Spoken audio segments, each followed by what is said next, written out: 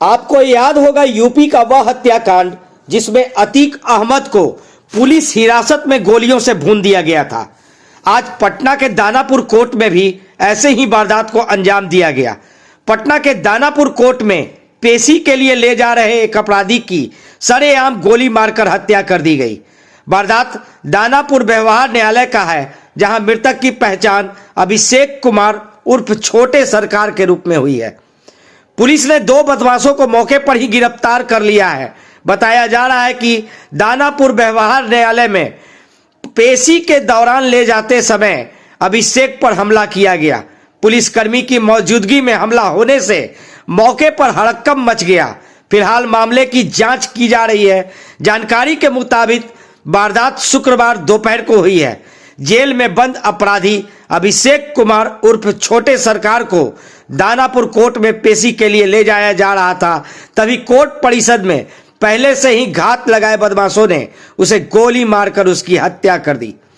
मृतक बिहटा के सिकंदरपुर गांव का रहने वाला था और उस पर पहले से भी कई मामले दर्ज थे।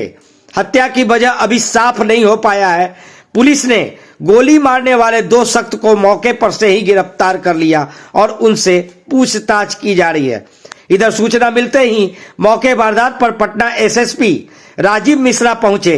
सुनिए इस पूरे मामले पर पटना एसएसपी क्या कहते हैं। कैदी था जो पेशी पर आया था और उसकी जो है गोली मारकर हत्या कर दी। उस कैदी को कोर्ट में उपस्थापन के लिए एक जो हमारे ओआर के कांस्टेबल थे वो थे और उनके साथ एक जो आर्म्ड गार्ड था वो भी एसएलआर राइफल के साथ थे और दोनों लोगों ने इसकी जो कैदी है इसके ऊपर जो हमला करने आए थे दोनों व्यक्तियों को पकड़ लिया। एक व्यक्ति जो पहले गोली चलाना शुरू किया उसको जो आर्म गार्ड था उसने पकड़ लिया था, लेकिन उसके बाद जो दूसरा व्यक्ति था जो भीड़ में था जिसको ये लोग पहचान नहीं पाए, उसने गोली चला के जो कैदी था उसकी हत्या कर दी। लेकिन उसके बाद जो उसके साथ जो ओआर के कांस्टेबल थे उन्होंने भी उसको पकड़ लिया और जो स्थानीय लोगों ने भी मदद की। तो जो दोनों व्यक्ति हत्या करने आए थे उनको पुलिस ने तुरंत ही घटनास्थल से गिरफ्तार कर लिया है। दोनों हथियार भी उनके पास से बरामद हो गया है। फायर्ड जो केस हैं, जो गोलियां चलाई गई उनके जो फायर्ड केस हैं वो भी बरामद। इसके अलावा कुछ और गोलियां जो हैं उन लोगों के पास से मिली हैं। उसमें से एक व्यक्ति को जो हत्या करने आया था उसको भी पैर में गोली लगी है, जिसको पुलिस इलाज करा रही है। और अन्य लोगों के लिए जो लोग इसमें शामिल हैं उसके संबंध में दूसरे जिसको गिरफ्तार किया गया जो हत्या करने आया था उससे पूछताछ की जा रही है।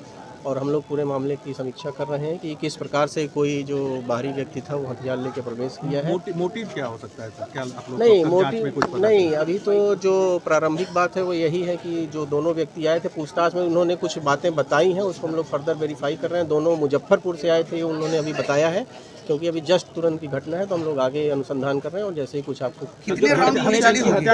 नाम क्या था जो कैदी थे उसको अभी छोटे सरकार के नाम से ये लोग बता रहे हैं और उसके ऊपर भी बता रहे हैं कि हत्या जैसे गंभीर मामले अंकित थे और उसी में वो जेल में था कुछ समय से। क्या लगता है बदले को लेकर ये हत्या हुई है? नहीं, अभी देखिए क्योंकि इन्वेस्टिगेशन एकदम इनिशियल स्टेज में है तो एक्चुअल या एग्जैक्ट रीज़न क्या है वो अभी कह पाना मुश्किल है। हम लोग थोड़ा इन्वेस्टिगेशन को फर्दर डेवलप कर पाएंगे तो क्या रीज़न था, क्या मोटिव था, कौन लोग इन्वॉल्व है वो सारी, क्योंकि निश्चित रूप से जिस तरह से घटना हुई है तो जो 2 लोग हत्या करने आए थे उसके अलावा भी लोग इन्वॉल्व होंगे। हम लोग सारा जो है इन्वेस्टिगेशन में देखेंगे, उसके बाद आप लोगों को अपडेट। सर, कोर्ट परिसर की सुरक्षा पर भी सवाल उठ रहा है कि जैसी स्थितियां थी जब गन लेकर लोग चले आते हैं तो क्या नहीं, निश्चित रूप से ये जो है कोर्ट सुरक्षा का जो मामला है गंभीर विषय है और हम लोग इसको देखेंगे, क्योंकि इवन जिसकी हत्या हुई है उसके साथ भी हमारे 2 कांस्टेबल थे और दोनों ने ही बहुत त्वरित कार्रवाई करते हुए जो दोनों व्यक्ति हत्या करने आए थे अपराधी थे उनको गिरफ्तार भी कर लिया है।